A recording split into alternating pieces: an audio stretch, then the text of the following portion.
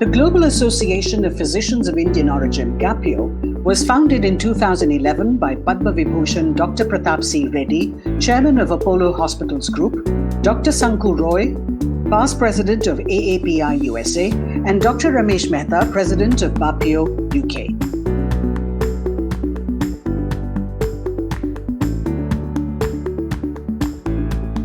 GAPIO has held 9 mid-year conferences at Birmingham, New Jersey, Los Angeles, Sydney, Leicester, Moscow, Tampa, Vancouver, and Antigua. And GAPIO has held 10 annual conferences at Delhi, Hyderabad, Kochi, Kolkata, Chandigarh, Bengaluru, Hyderabad, twice at Mumbai and Nagpur. Internationally and nationally renowned doctors are part of the executive committee of GAPIO.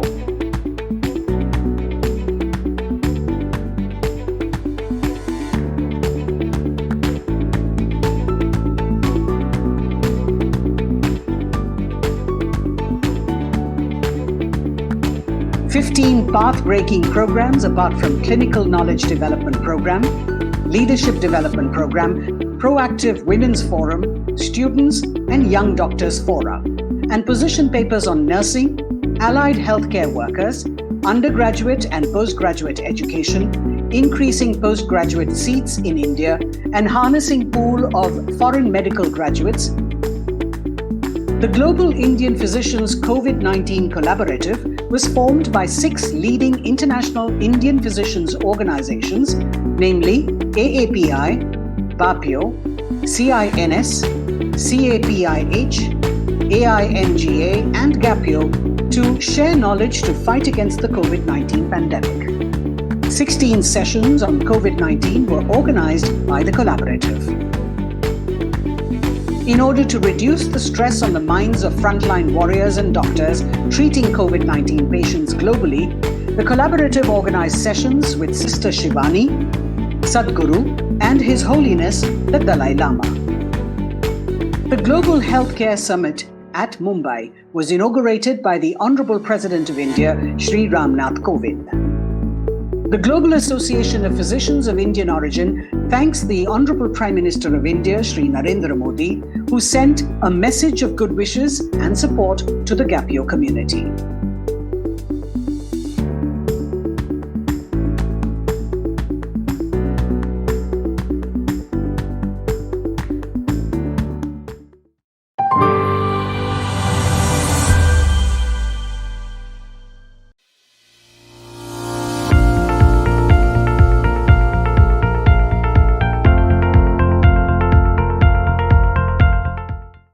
Hello, welcome to the Global Association of Physicians of Indian Origin, GAPIO's keynote panel discussion on leadership mantras. This is going to be a very exciting session.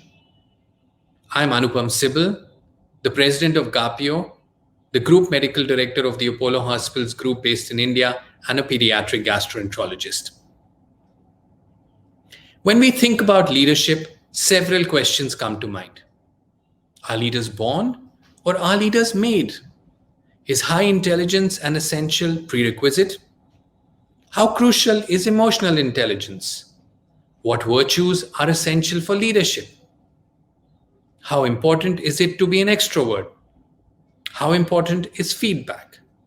How important is servant leadership? How do leaders handle failure? How do leaders handle conflict? To find answers to some of these questions, we have with us today leaders from across the globe. These leaders will share with us their leadership mantras. Our stellar panel has Mr. Lakshman Narasimhan, CEO Reckitt Benckiser based in London, Dr. Ranga C. Krishna, CEO Rush University System based in Chicago, Dr. Pratap C. Reddy, Founder Chairman Apollo Hospitals Group and Founder President GAPIO based in Chennai, Dr. Soumya Swaminathan, Chief Scientist World Health Organization based in Geneva, Dr. Murali Doraiswamy, Professor of Psychiatry and Behavioral Sciences and author and researcher at the Duke University based in Durham. My first question is going to go to Mr. Lakshman Narasimhan. Mr. Lakshman Narasimhan is the CEO of Reckitt Benckiser, RB. Under Lakshman's leadership, RB's purpose is to protect, heal, and nurture in a relentless pursuit of a cleaner and healthier world. RB's brands are available in nearly 200 countries. Prior to joining RB, Lakshman has served as CEO of PepsiCo's Latin American, European, and Sub-Saharan Africa operations, CFO of PepsiCo Americas Foods, and Director of McKinsey & Company. He's a trustee of the Brookings Institute and a member of the Council on Foreign Relations. Lakshman has an engineering degree, a master's in German and International Studies, and an MBA from the Wharton Business School. Lakshman speaks 6 languages. We're delighted to have you with us, Lakshman. My first question to you is, what is your perspective on leadership?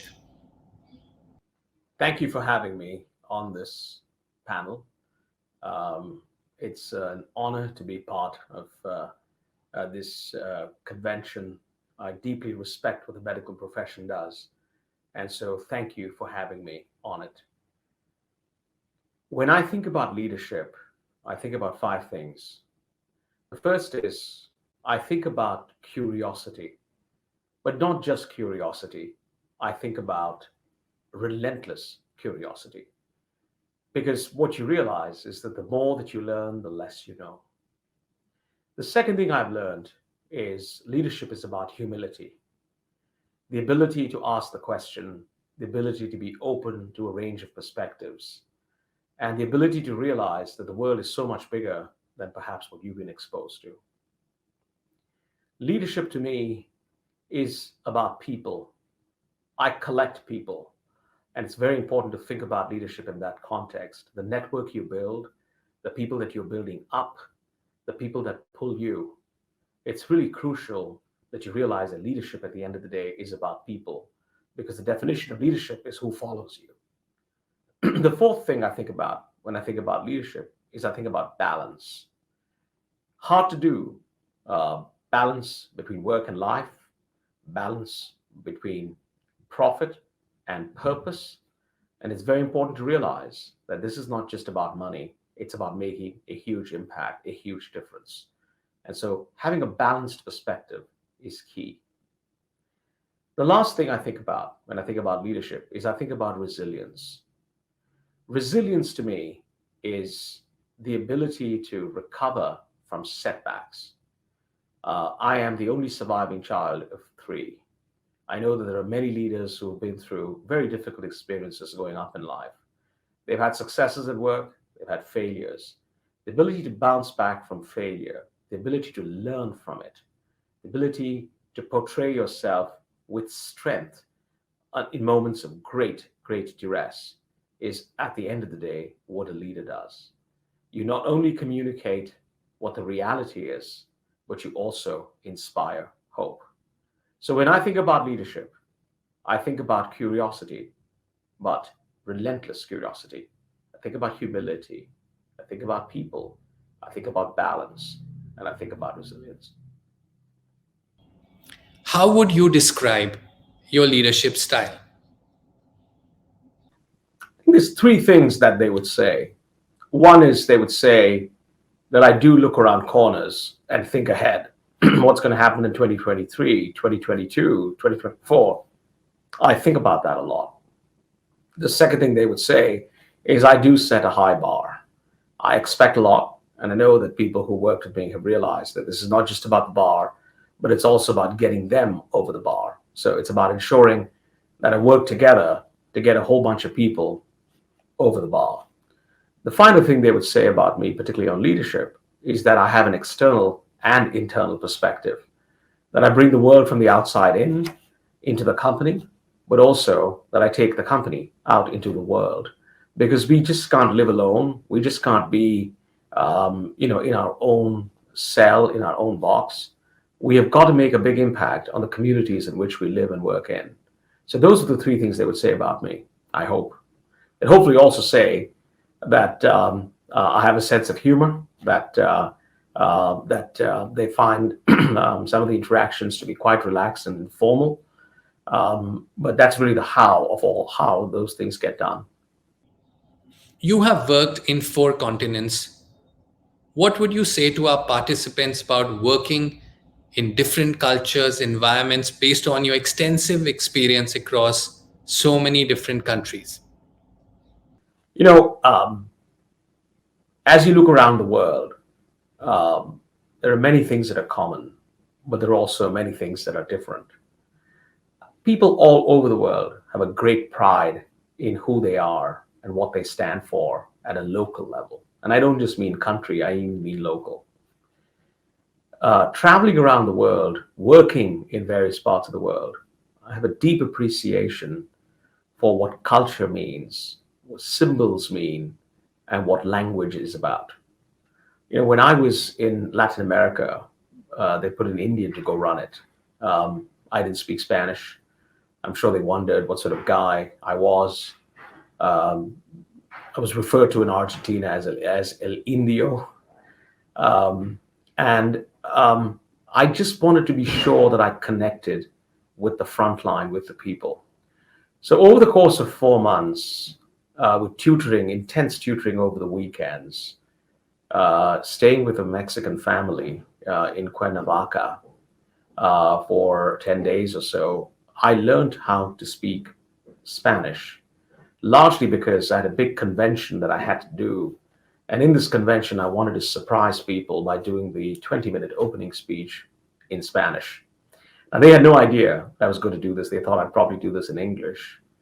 And I remember going out on stage, there were probably 2,000 people out there, lots of drumming and lights, and it felt like a bit of a rock show. And I was convinced I'd done the stupidest thing in my life by taking on that risk of going out there and speaking to them in Spanish. The first minute was tough, but over the course of that 20 minutes, it was very clear to me that my attempts, my desire, my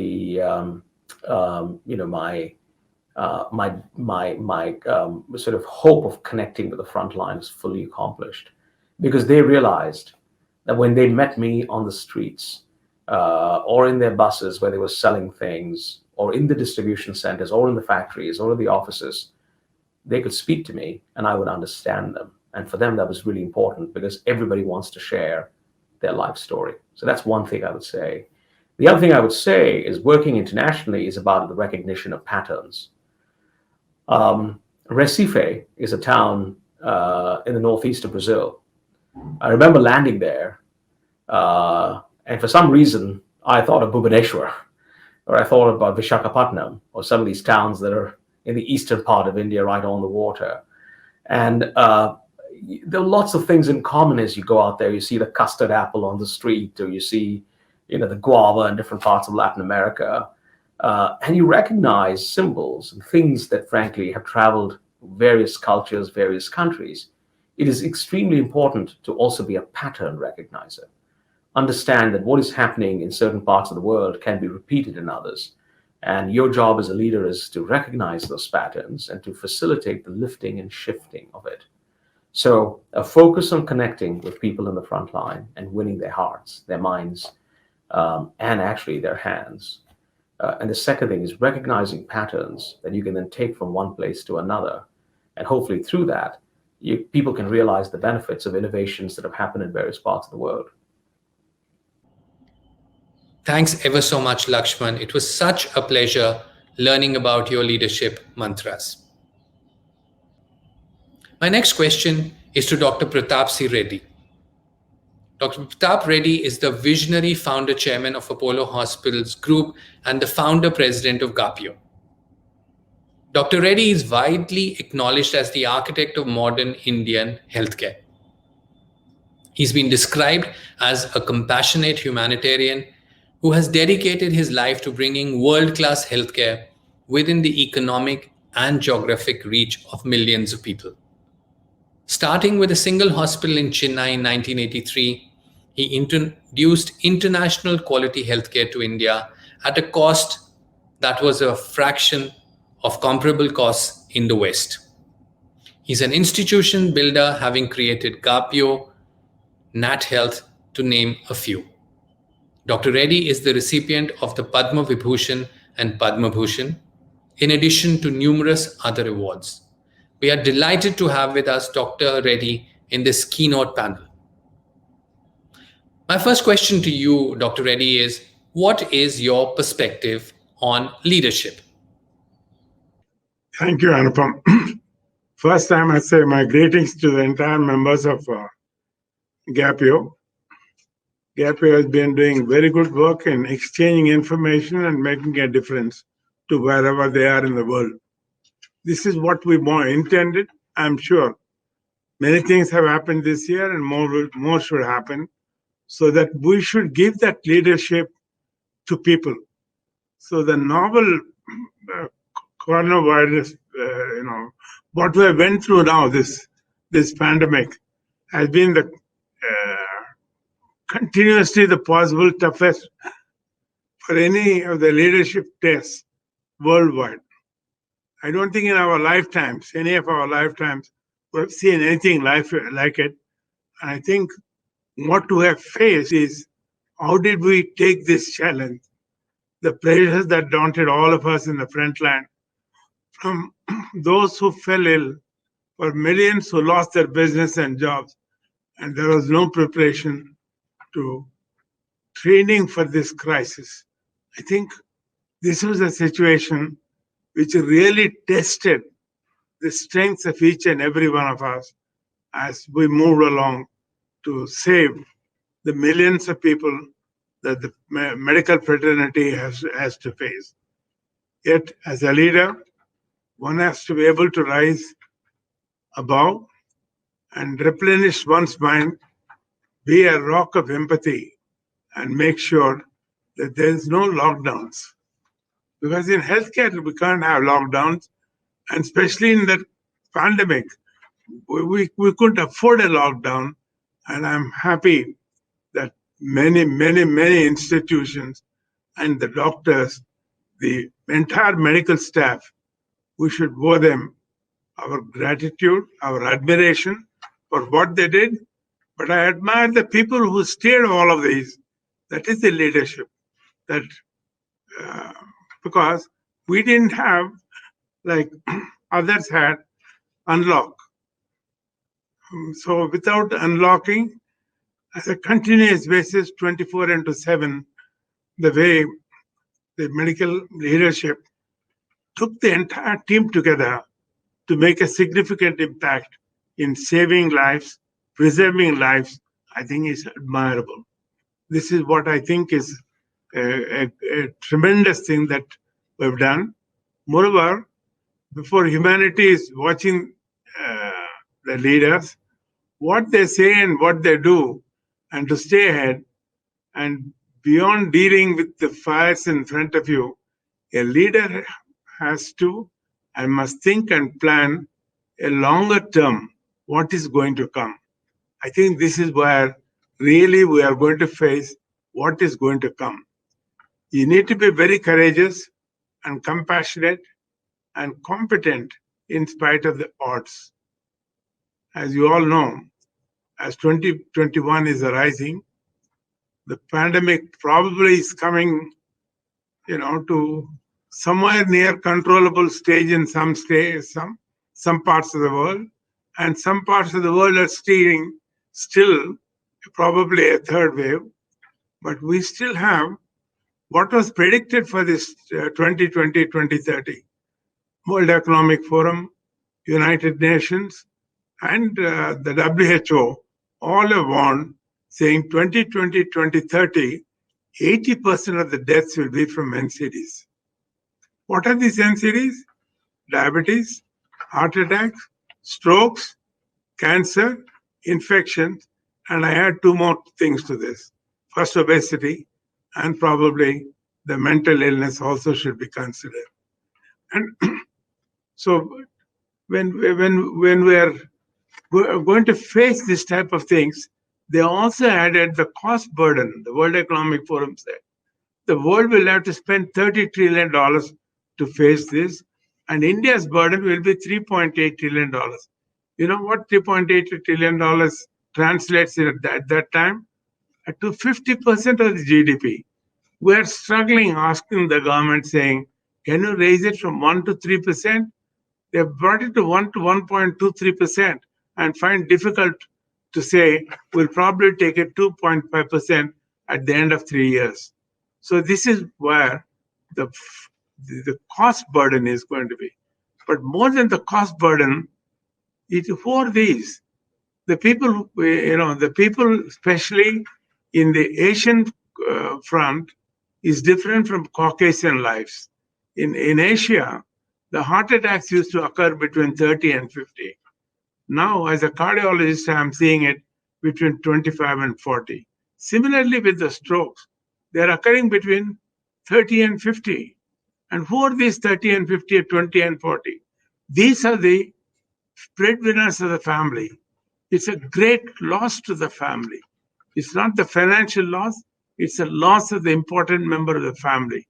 It's a loss to the industry. And more importantly, it is greater loss to the country itself. So I think we have to face this grave situation. We can't afford this, even if the families cannot afford it, and it will have a huge impact on the development of our industries and GDP. As leaders, we must say it's our duty, and we will and we shall bring out the best in us and treat this huge, I would say, worse than the pandemic, worse than what we have seen during the world wars. So I'm sure this is where I always say this. What the professor from Yale said: each of us are priceless, but there is a price to it, and the price is $6,000 trillion. So I think there is a tremendous amount of inner capacity in us. We must bring this out. This is the true leadership. This is the leadership that we need in times when it really has this tremendous challenges that is facing the world. It is not a passing thing. As I said, the COVID probably will be arrested. Once the vaccine comes, probably it will be subdued.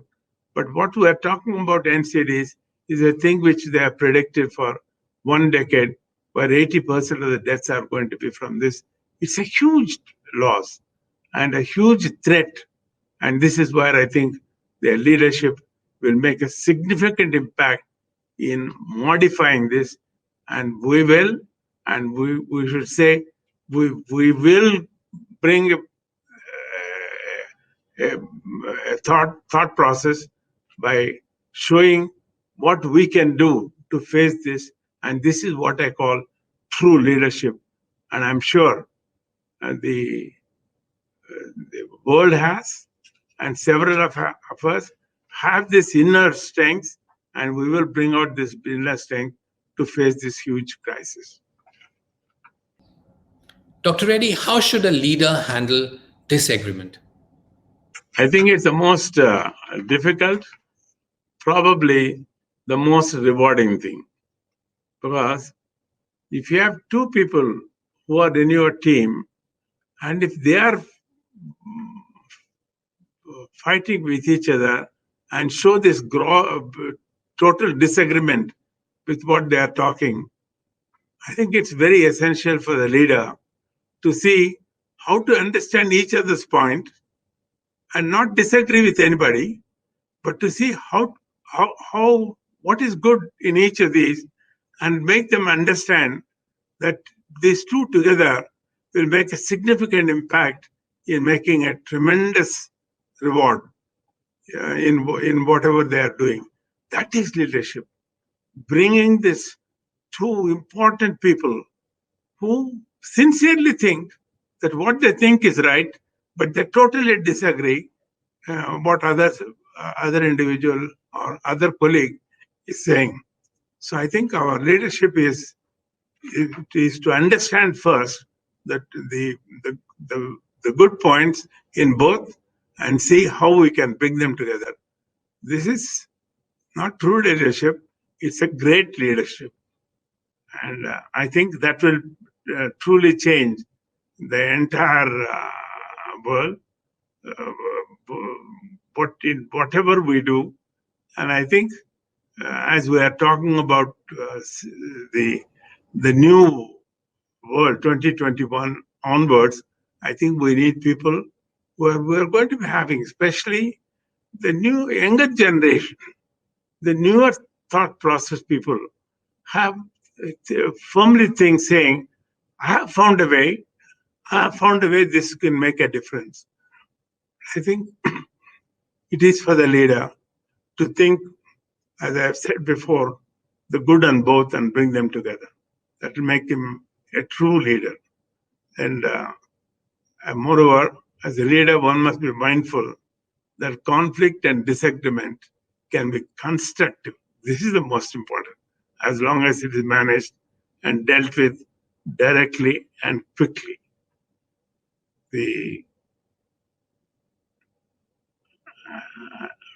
I think, this question is very, very, very important for all of us to remember, because we are constantly going to be facing saying, we have a problem or we have something to roll out, and we have many wonderful team members, and how do you manage this and make the best of use? This is where I think the conflict is going to be, the disagreement, because each one believes that they are right. So I think we need to develop that leadership which will understand both of them and bring the best to the world, best to the institution, best to the world, and most importantly, in healthcare, it is best to the health of people. God bless. Thanks ever so much, Dr. Reddy. It was such a pleasure learning about your personal leadership mantras. Dr. K. Rangakrishnan is the Chief Executive Officer of the Rush University System for Health, an internationally known academic health center and health system in Chicago. He also serves as a professor in the Department of Psychiatry at the Rush Medical College. Dr. Krishnan has served as the Dean of the Rush Medical College and Senior Vice President of the Rush University Medical Center.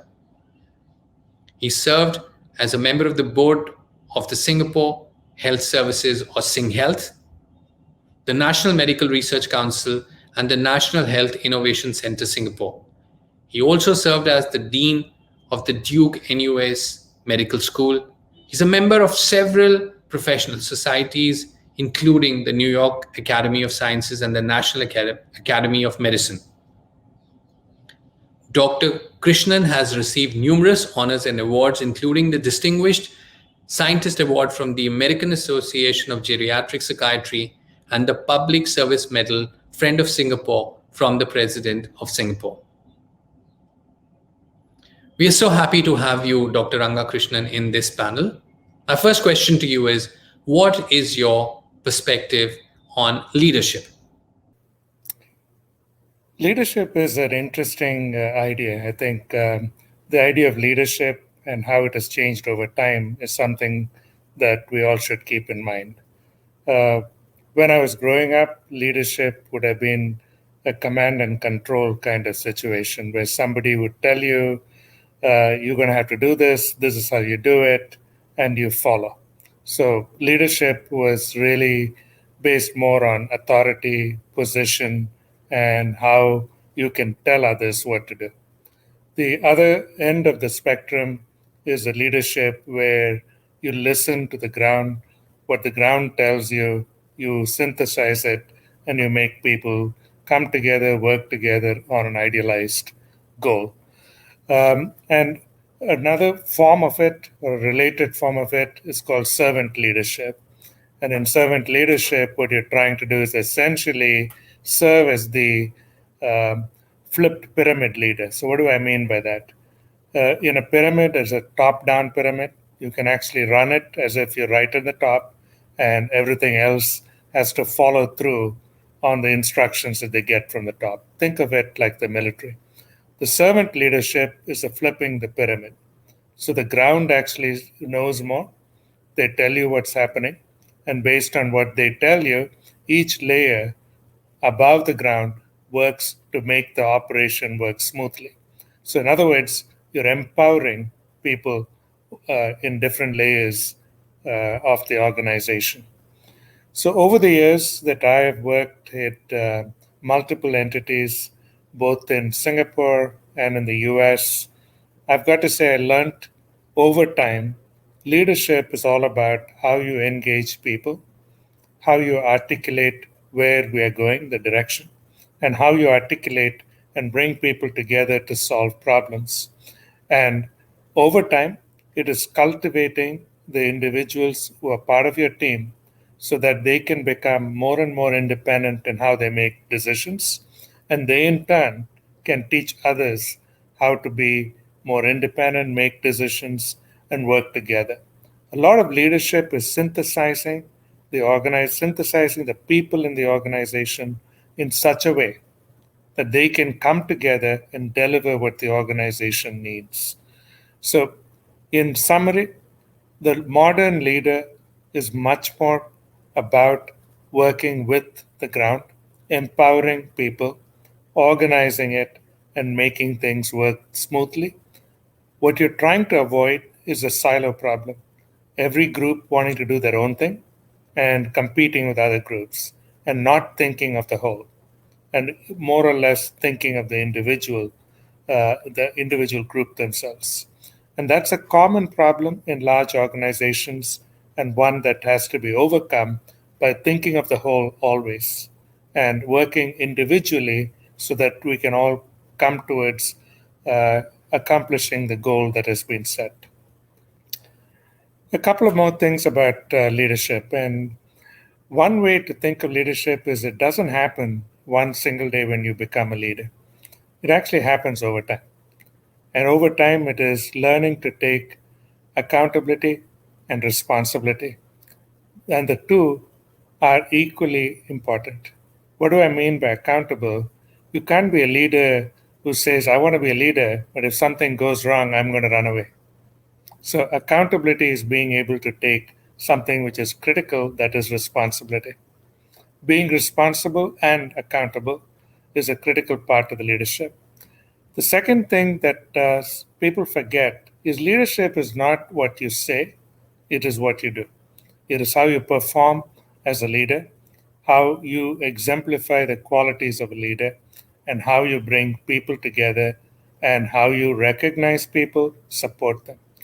One simple thing that works and works really well is when someone does really well, praise them. And the corollary of that is don't take credit when that credit really belongs to somebody else who did all the work. The more you give credit to somebody who did the work, the greater you will be as a leader. Dr. Krishnan, can you share one real life lesson that our delegates could learn from based on your experience? So let me tell you, I've had a lot of experiences in life, and I'm very grateful for it. But one interesting experience is delving into the unknown. So if you want to become a leader and build something new, you got to be able to take risk. So I'll give you an example. In the mid 2000s, Duke University, where I worked, signed an agreement to build a medical school in Singapore as a joint venture. And no one has a playbook for building a medical school, let alone a medical school which takes individuals not out of high school, as you see in most of Asia, but students who have at least finished one degree. So I think when you come up with a challenge like that, then the issue is there is no playbook, and you're going to have to figure out how to do it. So I landed in Singapore, and I had a short time period, less than a few months, to get the medical school off the ground, knowing fully well that you can't get every element of the medical school put together in a very short period of time. So our plan was get the right people, and I was very fortunate. I had a couple of really outstanding people already on the ground.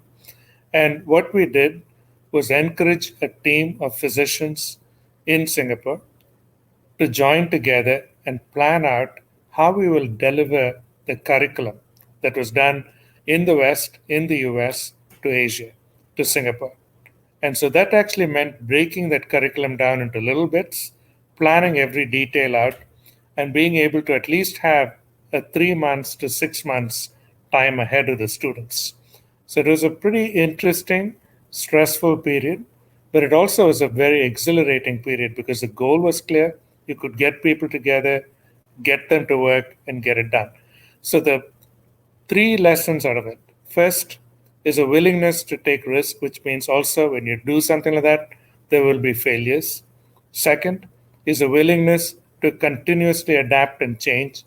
And third, which is more important, is really being resilient and not getting too upset or too unhappy about things when they don't work out. And finally, I've got to say the way this actually worked was we got the school off the ground. A lot of people came together. We delivered the education online initially, and then taught students to take what they learned online, apply it in the real world, and set up an entirely new way of delivering medical education, which has become an exemplar for other institutions around the globe called Team Lead. Learn, engage, apply, develop. Thank you. Thanks ever so much, Dr. Krishnan. It was indeed a pleasure learning about your leadership mantras. Dr. Soumya Swaminathan is the Chief Scientist of the World Health Organization. We've been looking forward to hearing from her about so many different aspects of COVID-19. A pediatrician from India and a globally recognized researcher on tuberculosis and HIV, Dr. Soumya brings with her 30 years of experience in clinical care and research, and has worked throughout her career to translate research into impactful programs. Dr. Soumya Swaminathan has served as WHO's Deputy Director General for Programs. She was the Secretary to the Government of India for Health Research and Director General of the Indian Council of Medical Research from 2015 to 17. From 2009 to 2011, she served as the coordinator of the UNICEF UNDP World Bank WHO Special Program for Research and Training in Tropical Diseases in Geneva. She's published more than 350 peer-reviewed papers and book chapters. She's an elected Foreign Fellow of the United States National Academy of Medicine and a Fellow of all 3 Science Academies in India. Welcome, Dr. Soumya. My first question to you is, what is your perspective on leadership? I believe that leadership is something that gets shaped in an individual from very early on in life. And perhaps there are some intrinsic elements of a person's personality that maybe help an individual actually become a leader. So there may be something intrinsic that, some of the traits that you're actually born with. But I think a lot of it is to do with our environment. And this, of course, is, the traditional debate between genetics and environment. And I think, genetics does play a role, no doubt about it. But I believe that environment actually plays a very, very critical role. And particularly the early childhood environment, the kind of opportunities that one is given, the environment at home, the environment in your school and college later on, the role models that you have, the opportunities that you have to observe other strong leaders and be in close proximity with strong leaders and observe their style of functioning. It is a lifelong learning process, I think. But I think the early part of one's years do shape that a lot. So one has to be, in a way, lucky to have those influences in your life. I think role models and mentors are extremely important. And if you have role models in your life, people that you admire, for their qualities, that they embody, people that you would like to model yourself on, and also people who can advise you, guide you, and be critical, when it is needed. I think it's really important to have someone tell you, you could have done something better, or next time you have an opportunity, why don't you do it this way, or try a different approach. So that sort of mentoring, which is constructively critical, which provides you feedback and insights into your actions, I think is very valuable. Of course, in the corporate sector, there's a lot of talk about leadership training, but I believe that it's opportunity and how much you're able to learn and absorb and change yourself. So there has to be a willingness also to want to change, a willingness to absorb and to listen and to take on additional challenges and responsibilities. And that's what I think makes one a leader. You grow into it, of course. In my own career, I remember that when I was in my mid-30s and working as a researcher on tuberculosis and HIV, just recently started working on HIV. And in those days, it was early days of HIV in India. There was very little research work being done, and we knew that TB, was a strong co-infection that really impacted the lives of HIV-infected people in India as well as in Africa mainly. And so when I started doing that research, I was asked to go by my director of the institute at that time to Delhi to represent on several, policy level meetings. And I knew that these were quite high level meetings, that there were very senior people there. There were people, who were well established in medicine, mostly older men, who would be in these meetings. And I was very reluctant initially and, felt a little apprehensive whether I would be taken seriously at all. And I remember my director at that time, who has been a very good mentor to me, said, no, you're the technical expert, rather than me going there. That is, the director going just because he's more senior or he has a position in the hierarchy. It should be really the person who knows the subject, and that's you. And you need to be the one representing because you need to bring the strongest science into the discussions. And so he really pushed me into this environment, which at first was intimidating for me. But then as I got used to going to these meetings, I learned to also have my say. You have to be firm and you need to be firm, but you also need to listen to other people and have a discussion that's grounded in science, but that needs to be constructive. It needs to be pleasant. It needs to accommodate different views.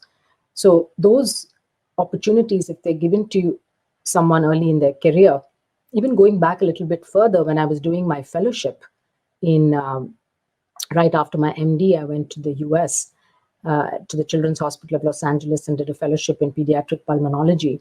And in fact, he was my first research mentor, I would say, because not only did he train me in research methods, but he also instilled in me a sense of confidence. At that time, I was in my late 20s, and he guided me through different steps of how one becomes a scientist who can go on a public platform and share your findings, express your views, defend them. So he first told me you need to present at a regional conference first to get a little confidence, because there are a few hundred people there. That was my first oral presentation of some original research work I'd done. And then he said the next step, very quickly, within a few months, was to go on to a national platform, because I had a paper accepted as an oral abstract. I was terrified, but he gave me that confidence to go out there and present. And he said, you've done the work, you know everything about this area. There's nothing to be worried about. There will be some who criticize. There will be people who ask questions, and I'm there to support you. So starting from there, through different phases of my career, I had the people who were there behind me to support, but at the same time said, you need to be out there. You need to face, the community, the scientific community in this case. And of course, you assume responsibilities. You also learn as you go along that when you make mistakes, you then assume you have to take responsibility for the good things as well as perhaps certain mistakes that you've made in your career, and a good leader owns up to those mistakes and either apologizes and tries to do better the next time around. So that's possibly the journey that I've had in my life. That's starting from my childhood, when I had very good role models in my parents, as well as a number of other leading scientists from around the world that I had an opportunity to interact with, as well as the scientists and students around where I lived. I grew up in an environment where people were focused on academics, focused on excellence, and focused on making a difference through their work. Leaders need to possess many virtues. Which virtues you believe are absolutely essential? Yes, there are many, many qualities one could list that a leader should possess. But I think I would list a couple of ones that I think are critical. And I think I would list as number one, humility. A good leader needs to be humble, needs to be able to listen to different points of view, needs to be able to accommodate in a discussion different points of view, needs to be able to agree to disagree at times, and also needs to have the humility to accept when your own views are wrong. And during a debate or over a period of time, if you get convinced that what your position that you started off with was perhaps not the right one, then you need to have that humility and courage to accept that and change your views, because that's going to be based on better data or better argument. So I think that's one. And the other, I think, a necessary element of leadership is listening to people, is always be open to feedback. In fact, not just being open to feedback, but actually go out and try to gather as much inputs as possible before you make up a mind, or you have to make decisions quite often in leadership positions, but you have to try your best to listen to all the key stakeholders in that debate. For example, I come from a clinical and a public health background where you're making decisions on rolling out a particular strategy, for a disease control program. But unless you understand what the end user, the community, whether it's patients or it's actually the community itself, prioritizes, what do they think about your strategy? What do they want? And this was exemplified to me many times in my career when I've actually gone out into communities, into tribal areas, for example, and spoken to people there in those remote tribal villages. Their insights, have really changed the way that I thought about something. I would go in there with a view of, taking, let's say, TB control program into that village, finding some volunteers to help with it. And during the course of the discussion, the villagers would say, but TB is not our top priority because it's not that common a disease. You see one patient maybe in a year or so. But what's really pressing here is diarrhea in children, for which we do not have adequate facilities for treatment. Fractures, if someone falls down and has a fracture, we have to walk for miles and miles before we can access healthcare. And I remember in my early 20s, when I was used to trek in the Himalayas, I would meet many villagers along the path. When they heard that there were doctors trekking there, we would actually have these people who had prolonged fever. There were people with fractures who would be carried by their family members to wait on this trekking path for us. And we were just a group of students trekking. We didn't have the wherewithal to treat these people, but it just goes to show that they were so desperate for healthcare at that time. And it opened my eyes and ears a lot so I always have believed that in order to make good decisions, you need to listen to different sides. And as a biomedical scientist, one in one's training, very implicitly, there is a paternalistic attitude. As a doctor, you believe that you are the decision maker and the others around you need to follow instructions. And I again realized early in my career when I spoke with my team members who were nurses, social scientists, health visitors, and people who actually had much closer links with the patient and with the community, that their insights and their advice were extremely helpful in decision making. So maybe the two top qualities I would say are humility and the willingness and ability to listen to people and to take into account all different views before coming to a decision. Thanks ever so much, Dr. Swaminathan. We were delighted to have you on this panel.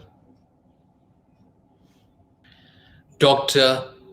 Murali Doraiswamy is a clinician, researcher, academic, and scientist at the Duke University. He's a professor of psychiatry and behavioral sciences.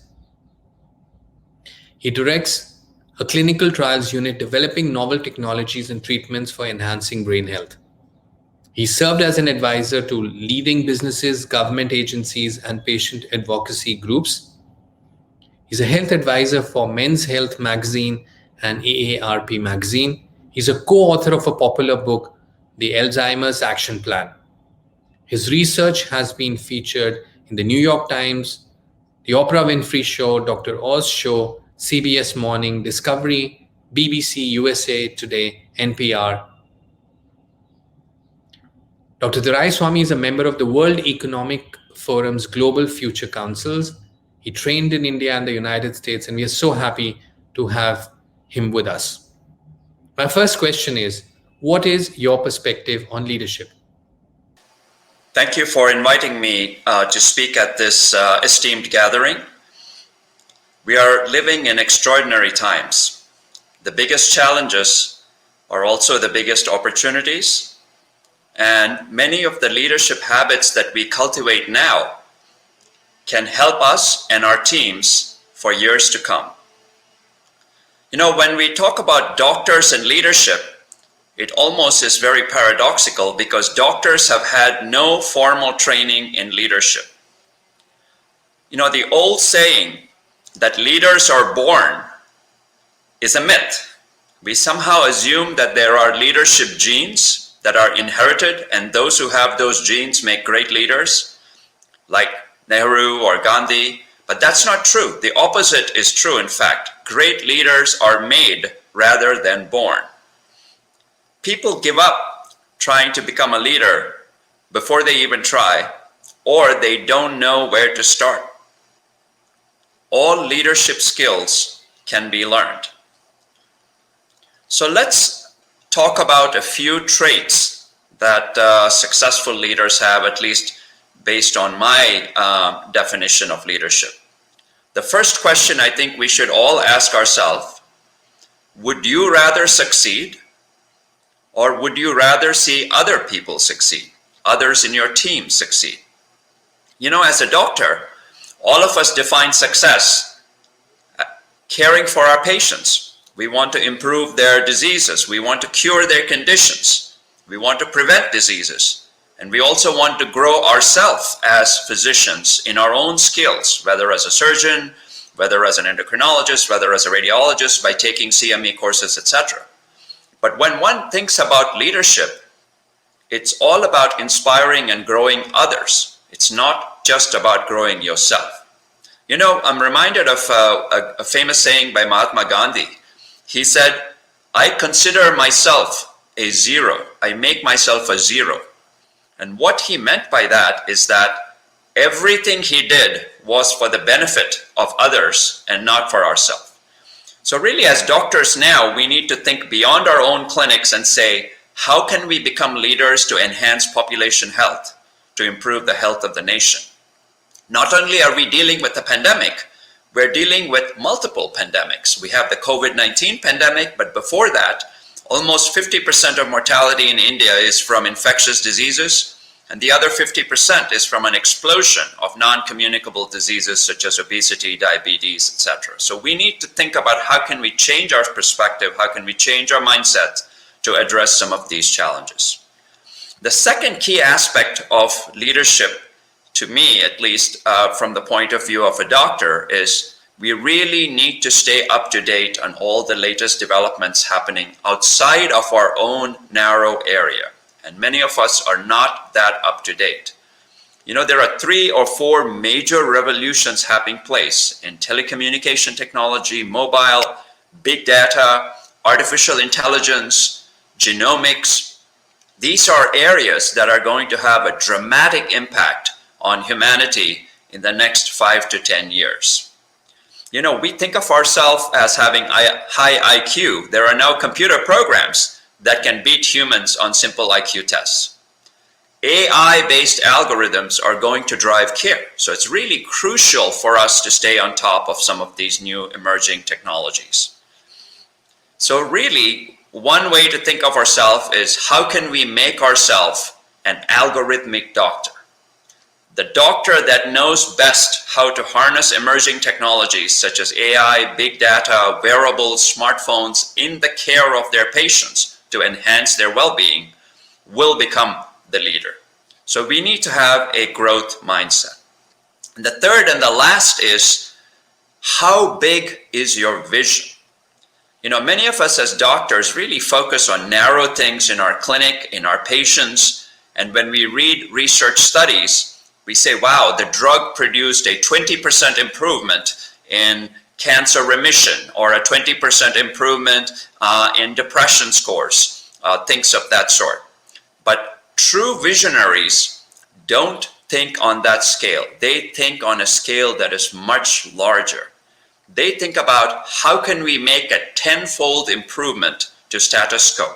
So they're really talking about 1,000% improvement. So really, as a doctor, we need to think big, because if we don't think big, then we won't achieve the true mission and the true purpose, and we won't inspire people to follow us as leaders. So I want to end again with a quote that is widely attributed to Gandhi, but he didn't quite say it exactly the way that it's quoted. We should all be the change that we want to see in the world. Let us lead by example. Because, you know, all of us as leaders, we think we're perfect, but in reality, others can see our imperfections better than we can. You know, I'm reminded of an old saying. It's a funny saying, but it's true. It says, keep your friends close and keep your enemies closer. What do we mean by that? We want to know what our critiques think of us because they are like a mirror. Humans, every human being has cognitive biases and blind spots. So one has to have the humility and the confidence that our own personal worldview may be imperfect.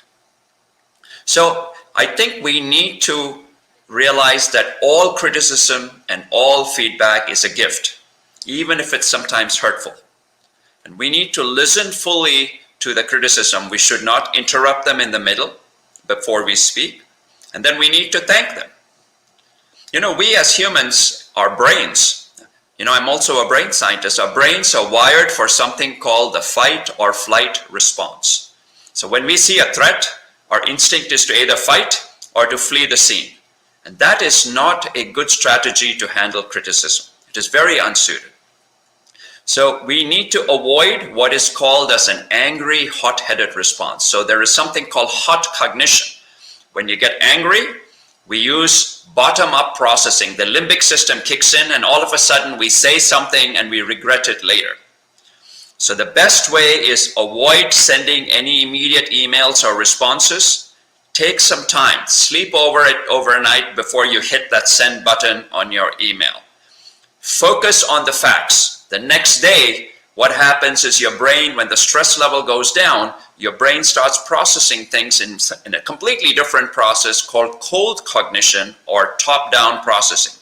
You're able to focus on the facts. You're able to reflect whether what the criticism that was leveled at you, is there any truth to it or is there not truth to it?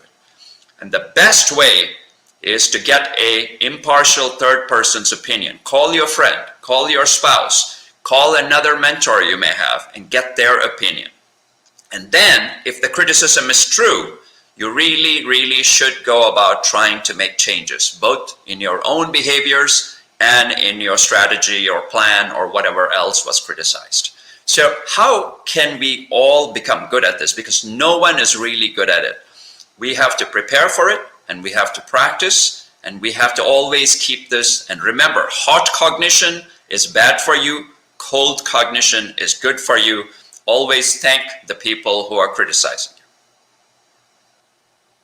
Thanks ever so much, Dr. Doraiswamy. It was a pleasure learning about your leadership mantras.